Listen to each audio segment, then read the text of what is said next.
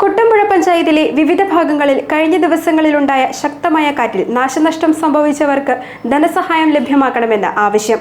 20ഓളം കർഷകരാണ് കനത്ത നാശനഷ്ടത്തിനിരയായത്. കുട്ടമ്പുഴ പഞ്ചായത്തിൽ കഴിഞ്ഞ ഏതാനും ദിവസങ്ങൾക്കുള്ളിൽ 20ലധികം കർഷകരെയാണ് കാറ്റ് ബാധിച്ചത്.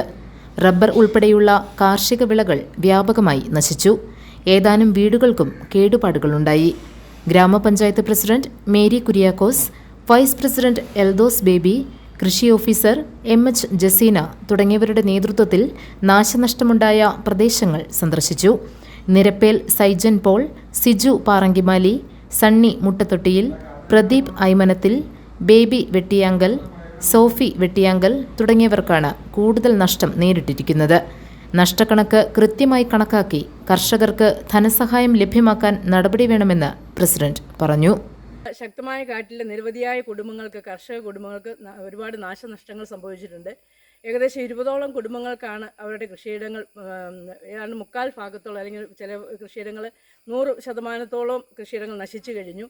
ഏതാണ്ട് 20 ലക്ഷത്തോളം, ഏകദേശം 20 ലക്ഷത്തോളം തന്നെ നാശനഷ്ടങ്ങൾ ഈ 20 കുടുംബങ്ങൾക്കായിട്ട് സംഭവിച്ചിട്ടുണ്ട്. ഇപ്പോൾ ഞങ്ങൾ നിൽക്കുന്നത് വെട്ടിയാങ്കൽ ബേബിച്ചേട്ടൻ്റെ കൃഷിയിടത്തിലാണ്. അതുപോലെ തന്നെ ഐമനം, പ്രദീപ് തുടങ്ങിയ 20ഓളം കുടുംബങ്ങളുടെയാണ് കൃഷിയിടങ്ങൾ നാശനഷ്ടങ്ങൾ ഇതുപോലെ സംഭവിച്ചിട്ടുള്ളത്. GTV news, Kuttampuzha.